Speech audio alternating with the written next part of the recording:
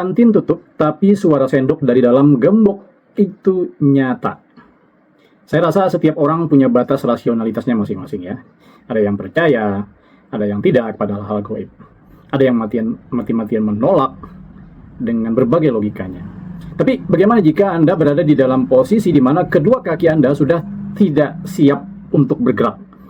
Tidak bisa kemana-mana, jantung berdetak 2 kali lebih cepat dari biasanya. Dan satu-satunya suara yang terdengar adalah suara piring beradu dari dalam kios yang terkunci rapat.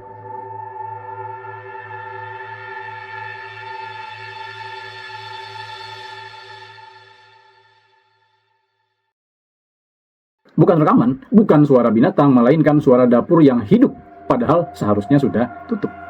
Saya tidak akan memaksa Anda percaya, ya. Saya hanya akan menceritakan apa yang saya dengar, saya lihat, dan dirasakan oleh 2 mahasiswa salah satu universitas terbesar di Kalimantan Timur sekitar bulan September tahun 2023. Kantin ini merupakan kantin terbesar di Fakultas Ekonomi, ya. Kemudian ini juga menjadi rujukan semua orang kalau misalnya berkumpul. Awalnya pertemuan saya dengan Andi, salah satu mahasiswa yang mengalami kejadian ini, berawal dari sebuah email yang masuk ke dalam konten kami, yang kejadiannya sekitar 2023. Nah, subjek di email tersebut tertulis mau cerita soal kantin FEB ini bukan fiksi, ini cerita nyata katanya ya. Biasanya saya cukup selektif terhadap kiriman seperti ini karena banyak orang iseng yang mengirim cerita horor tapi buatan sendiri. Tapi ada sesuatu dari cerita Andi. Dia menulis kalimat pembukanya yang membuat saya penasaran. Dia tidak berlebihan, tidak menggunakan huruf kapital semua, dan yang paling penting dia menyertakan foto tas ranselnya yang ditemukan di lapangan basket dengan kondisi basah dan berlumut. Padahal malam sebelumnya tas itu tertinggal di atas meja kantin tersebut, teman-teman. Saya membalas email dan meminta waktu untuk berbincang lebih lanjut. Dia setuju dan kami melakukan panggilan video melalui Zoom ya pada Sabtu malam sekitar jam 8 gitu. Di layar laptop saya melihat seorang anak muda lah, berusia sekitar 21 tahun dengan rambutnya agak panjang dan wajah yang masih tampak agak pucat. Meski kejadian itu sudah berlalu cukup lama ya. Dia memakai kaos oblong hitam dan duduk di sebuah kamar, mungkin kamar kosnya kali ya, yang cukup terang. Andi meminta izin untuk menghadirkan temannya Bella yang juga mengalami kejadian yang sama. Oke, saya mengiyakan dan beberapa menit kemudian seorang mahasiswi dengan kerudung coklat bergabung dari lokasi yang berbeda. Keduanya sama-sama mahasiswa semester 5-6 gitu lah ya di Fakultas Ekonomi dan Bisnis. Mereka mengaku belum pernah menceritakan pengalaman ini secara lengkap kepada siapapun selain keluarga-keluarga terdekat atau teman-teman dekat mereka. Mereka bilang begini, kami takut dibilang gila atau dibully, Pak. Agak sedikit bergetar ya dengan emosinya itu. Tapi setelah 2 bulan mereka lanjutin, saya rasa saya perlu menceritakan ini biar orang lain tahu dan mungkin ada yang bisa menjelaskan apa sebenarnya yang kami lihat tersebut. Oke, saya memberi mereka kebebasan untuk memulai dari mana saja ceritanya ini. Andi mulai mengambil nafas, menarik nafas, menatap di kamera laptopnya, lalu memulai bicara. Saya hanya menjadi pendengar pasif ya, kemudian melakukan rekaman, sesekali merespon, mengangguk dengan bahasa tubuh. Nah, inilah cerita yang mereka bagikan. Awalnya Andi mengaku bahwa dirinya bukanlah tipe orang yang percaya pada hal-hal mistis begitu. Memang sejak kecil dia lebih suka membaca buku sains lah ya. Kemudian dibandingkan dengan cerita-cerita fiksi begitu katanya, apalagi cerita-cerita yang sifatnya mistis. Namun pada malam kejadian itu, tepatnya Rabu ya, pertengahan September 2023, semua keyakinan rasionalnya runtuh begitu saja setelah dia dan Bella memutuskan untuk duduk di kantin fakultas yang sudah gelap dan sepi. Dia mengatakan bahwa awalnya mereka hanya ingin menunggu jemputan karena ada kegiatan gitu ya. Bella biasanya diantar jemput oleh kakak laki-lakinya naik sepeda motor, tapi malam itu sang kakak ada rapat mendadak, jadi kegiatan lain di luar, sehingga Andi menawarkan diri untuk menemani di kantin sambil menunggu kakaknya. Kantin FEB ini memang terkenal sepi kalau sudah mulai jam 6 sore hingga malam ya, karena tidak ada lagi aktivitas kampus. Karena juga lokasinya agak terpencil dalam lingkungan kampus dan jauh dari aktivitas kos-kos mahasiswa begitu, dan juga terisolasi karena tidak boleh masuk kampus kan, jarang ada boleh orang luar masuk kampus. Biasanya hanya ada beberapa mahasiswa yang nongkrong di area parkiran, tapi malam itu hujan gerimis mengucur kota Samarinda sejak sore lah ya, sehingga tidak ada siapapun yang betah berlama-lama di luar. Bella menambahkan bahwa awalnya suasana terasa biasa saja. Mereka memesan 2 mengambil 2 botol minuman dari tas mereka masing-masing. Ya, kemudian dengan santainya mereka duduk di situ. Nah, lampu kantin hanya tersisa 1-2 ya, bagian depan itu pun redup. Nah, kayak kurang watt gitulah ya, kurang voltase, sehingga bentuknya juga tidak menerangi suasana kantin dan sekitarnya. Tapi ya mereka santai aja, merasa tidak takut karena kantin itu ya kantin tempat biasa mereka belanja siang hari, ngumpul siang hari. Tidak ada cerita horor yang melekat sebelumnya, atau setidaknya tidak ada yang pernah mereka dengar dari kejadian-kejadian sebelumnya.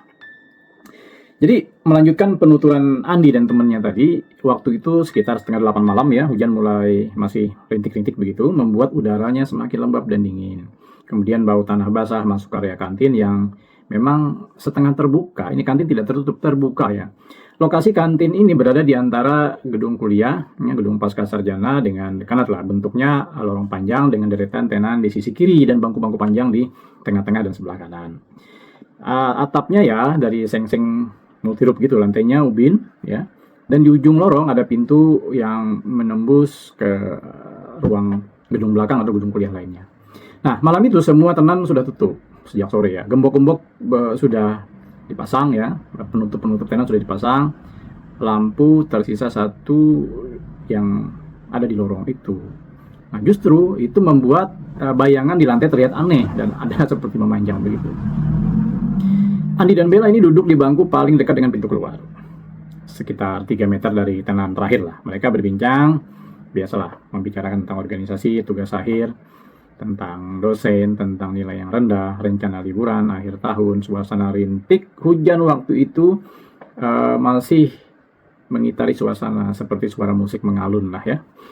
Nah, sesekali memang Andi melihat layar ponsel, memeriksa apakah pesan dari kakak Bella sudah masuk. Bella sendiri asik bermain game, sambil sesekali menyedot teh ya yang mereka miliki, minuman yang mereka miliki. Tidak ada yang aneh setengah jam pertama, sampai kemudian tepat saat Andi menguap, meregangkan tangan ya, dia merasakan sesuatu yang ganjil. Suasana tiba-tiba menjadi terlalu sunyi, hening. Hujan sedari tadi mengguyur atap seng seolah-olah berhenti seketika. Bahkan suara jangkrik di semak-semak sekitar kantin juga hilang. Yang tadinya ramai tiba-tiba hilang. Keheningan itu begitu pekat ya, begitu pekat, begitu dekat menyelimuti sampai-sampai Andi bisa mendengar detak jam tangannya sendiri. Itu perasaan Andi. Ada yang aneh nih. Saat itu suara pertama terdengar. Bahkan suara hujan bukan suara angin, tapi suara piring dan sendok yang saling beradu. Seperti orang sedang menyusun peralatan makan, ya, menyusun merapikan begitu. Suaranya samar tapi jelas, kata Andi. Datang dari arah salah satu tenan di tengah deretan. Andi mengira ya hanya imajinasi aja sekali dengar gitu kan. Tapi ketika dia menoleh ke Bella, Bella juga berhenti main game dan menoleh ke Andi karena dia mendengar hal yang sama. Mereka saling pandang, Bella berbisik, kamu dengar juga nggak? Itu tuh Bella bilang tuh. Andi ngangguk. Karena Andi juga mendengar gitu kan. Kemudian suara itu berlanjut teman-teman. Kali ini terdengar seperti suara wajan digores dengan sendok spatula logam gitu ya, disertai bunyi desis seperti minyak panas. Bau aneh kemudian mulai tercium. Aromanya sangat kuat dan khas, bau masakan yang sangat sedap, seperti tumisan bawang begitu kali ya. Kasih kecap, kayak orang mau bikin nasi goreng lah, wangi. Tapi tidak mungkin ada yang memasak. Semua tenan sudah ditutup dari pukul 5:30, 6:30 begitu. Tidak ada kompor yang menyala karena sumber gas pati sudah ditutup. Apalagi saat hujan deras seperti itu. Biasanya penjual sudah pulang, semua lebih cepat malah. Andi coba memberanikan diri untuk berdiri. Dia mencoba meyakinkan dirinya bahwa mungkin ada penjaga malam atau petugas kebersihan yang sedang bersantai di salah satu tenan. Mungkin ya, meskipun akal sehatnya berkata itu tidak masuk akal. Tidak ada orang yang tinggal di kantin. Security pun ada posnya sendiri, ada tempat masaknya sendiri, ya kan? Semua tenan hanya digunakan untuk berjualan di siang hari. Tapi suara sendok dan piring terus berlanjut. Semakin keras, semakin jelas, seolah-olah sumber suara itu bergerak mendekati mereka berdua. Bella tanpa sadar menggenggam tangan Andi. Ayo kita pergi, katanya.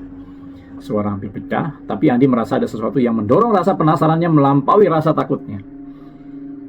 Atau yang diakui kemudian ada semacam paksaan halus yang membuat kakinya enggan beranjak dari tempat itu. Kayak ada dorongan, kayaknya aku penasaran harus lihat nih, kata Andi. Seperti ada bisikan terdengar berkata gitu, lihat saja dulu, coba cek, siapa tahu ada sesuatu. Nggak apa-apa kok, bisikan itu seolah-olah ada, kata Andi. Nah, mulailah dia berjalan, teman-teman. Pelan-pelan dia dekatin tenan itu, sumber suara itu. Setiap langkah terasa berat, kakinya seperti diikat karung pasir. Bella ikut juga dari belakang, tapi berjarak begitu. Nah, tangannya masih memegang erat jaketnya Andi. Lorong kantin yang biasanya terang itu berubah menjadi terowongan gelap yang panjang. Perasaan mereka nih, dengan satu-satunya lampu di tengah berkedap-kedip seperti yang sedang mengantuk. Masalahnya adalah bayangan mereka berdua terpantul di lantai ubin, memanjang ke belakang, seolah ada makhluk lain yang ikut berjalan di antara mereka. Ini menambah rasa mistis di antara mereka berdua. Namun setelah mereka mendekat, suara sendok berhenti, senyap. Keheningan kembali menyergap, lebih menekan dari sebelumnya, lebih mengerikan lagi. Sekarang terdengar suara lain. Suara seseorang mengunyah makanan kayak makan. Suara itu keras, rakus seperti orang yang kelaparan berhari-hari melahap nasi dalam porsi yang besar. Saya merinding, teman-teman. Menceritakan ulangnya sudah merinding, apalagi menyaksikan kondisi sesungguhnya. Sesekali diselingi suara tegukan dari gelas atau mangkuk. Nah, Andi merinding ya mendengar suara itu, karena suara mengunyah itu berasal dari dalam tenan yang sama. Namun saat dia mendekat, dia tidak melihat apa-apa. Celah cahaya di bawah etalase kaca, tidak mungkin ada orang di dalam sana tanpa lampu, gelap. Ketika dia tiba tepat di depan tenan dengan posisi yang persis di depan ya, bau masakan tadi berubah menjadi sangat menusuk. Bukan lagi bau sedap, tapi bau amis, bau darah, bau anyir, bau busuk seperti darah yang tercampur dengan bau kemenyan. Dan dia hampir muntah. Tapi di saat yang sama dia melihat sesuatu di dekat kaca etalase di depan kaca tenan. Kaca itu buram karena debu ya dan uap sisa makanan. Tapi tepat di tengahnya ada sedikit bolongan kecil, seperti ada yang menempel wajah di dalam, dari sisi dalam. Melalui lingkaran bersih itu Andi mencoba mengintip. Dia tidak melihat dapur, dia tidak melihat kompor atau wajan. Yang dia lihat hanyalah kegelapan pekat, kegelapan yang seolah-olah hidup dan bergerak. Tapi kemudian dari dalam kegelapan itu muncullah sepasang mata. Mata itu tidak normal, tidak memiliki kelopak, tidak memiliki bulu mata, hanya dua bola mata putih kemerahan dengan pupil warna hitam yang membesar menutup hampir seluruh irisnya. Mata itu menempel di sisi kaca yang lain, tepat di depan lingkaran kecil, di mana Andi juga menempatkan matanya di lubang tersebut. Luar biasa, Andi seketika pucat. Andi bisa melihat urat-urat merah di sekitar bola mata itu, dan yang paling mengerikan, mata itu berkedip tanpa kelopak, seperti reptil. Hanya dengan cara bola matanya bergerak ke samping lalu kembali ke depan. Betul-betul seperti reptil. Kalau kita dinosaurus gitu yang melihat bola matanya seperti itu, tidak ada kelopaknya. Andi kaget luar biasa, dia mundur terhuyung, kakinya tersandung kursi yang ada di situ ya, kursi kantin. Dia jatuh terduduk, tapi matanya tidak bisa lepas dari kaca etalase. Sepasang mata itu masih di sana, masih menatap, dan sekarang perlahan mulai bergerak naik. Bukan seperti orang yang berdiri, tetapi seperti cairan kental yang merayap ke atas kaca, meninggalkan jejak lendir bening di kaca etalase. Di saat yang sama, tenan tersebut, etalase di tenan tersebut agak bergetar. Bukan seperti ditendang dari dalam, tapi seperti ada sesuatu yang mencoba keluar dengan cara merembes melalui sela-sela etalase tersebut.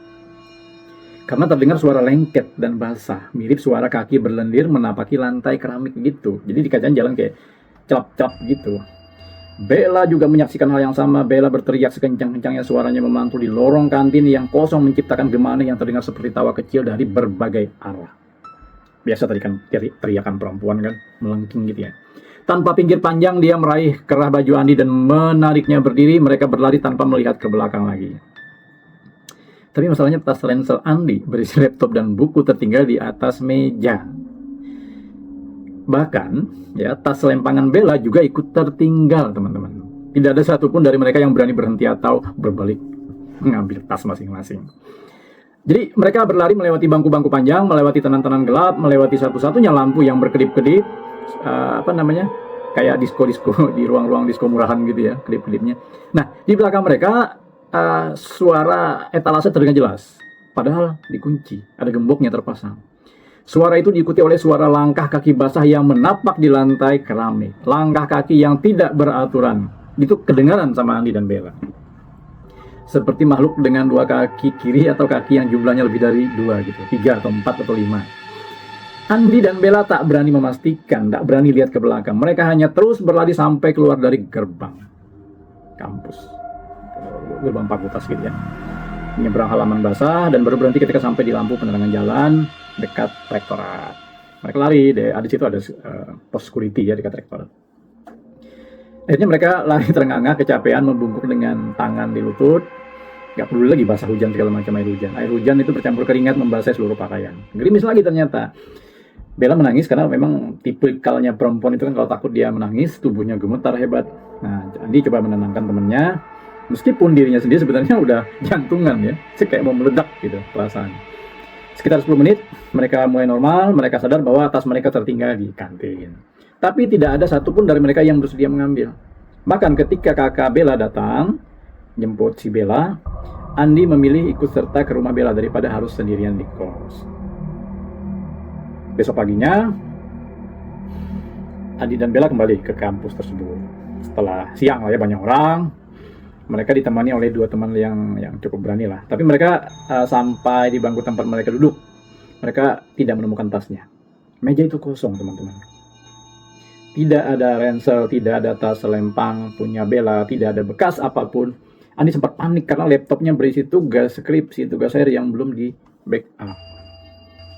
Akhirnya mereka coba cari ke seluruh kantin, bertanya ke penjual yang mulai buka pagi hari ya, tapi tidak ada yang melihat tas-tas tersebut. Hingga akhirnya seorang bapak-bapak penjual bakso, penjual nugget gitu, yang sudah berjualan di kantin itu sudah lama, lalu memberitahu sesuatu yang aneh kepada Andi. Katanya sekitar pukul 5:30 pagi, ketika dia baru datang untuk membuka lapak-lapaknya itu, dia melihat 2 tas tergeletak di tengah lapangan basket, lapangan tenis, di depan masjidnya kampus gitu ya.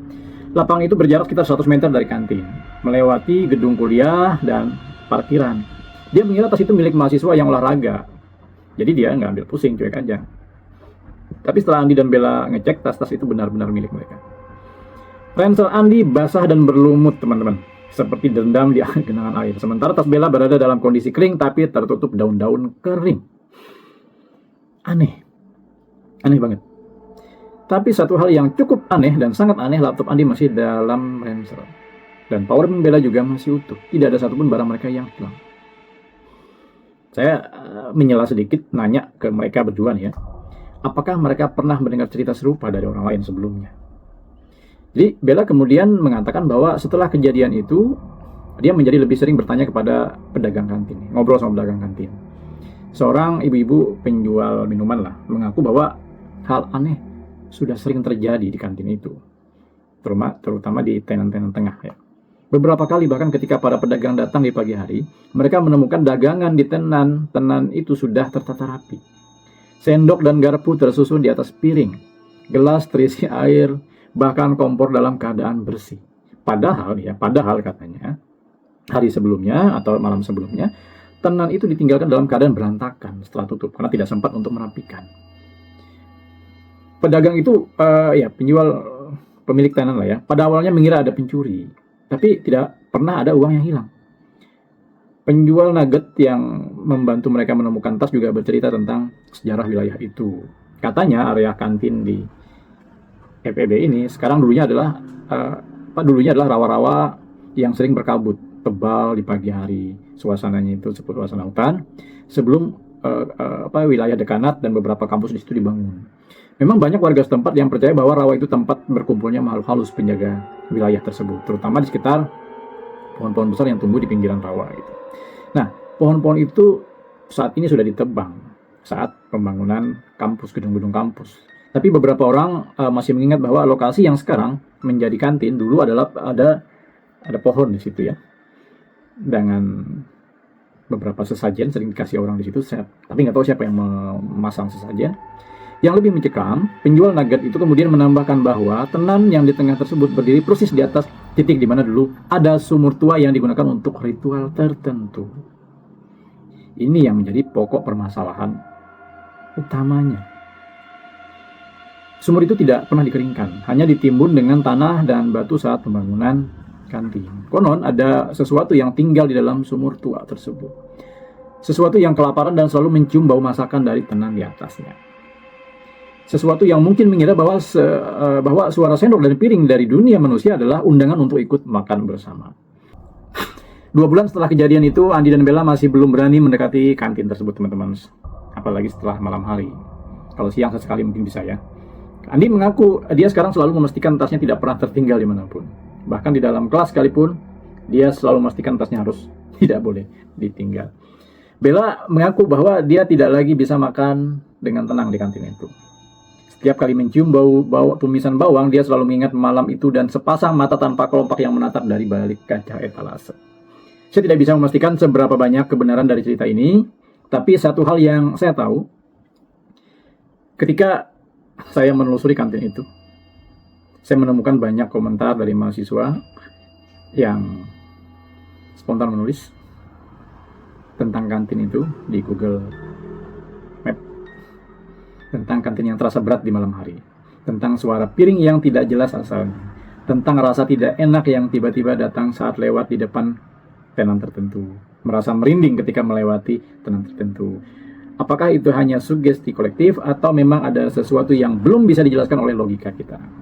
Saya tidak akan meminta Anda untuk percaya, tapi jika suatu hari nanti kalian kebetulan berada di Samarinda, melewati kantin FEB di salah satu universitas terbesar Samarinda, saat matahari mulai terbenam, sore hari menjelang maghrib, cobalah berhenti sejenak. Dengarkan, apakah Anda mendengar suara sendok dan piring dalam keadaan kantin kosong? Apakah Anda mencium bau masakan sedap yang tidak ada sumbernya? Dan jika kalian melihat sepasang mata di balik etalase, jangan mengintip terlalu lama. Karena bisa jadi yang mengintip balik bukanlah sekedar bayangan, tetapi ada sesuatu yang lebih mengerikan.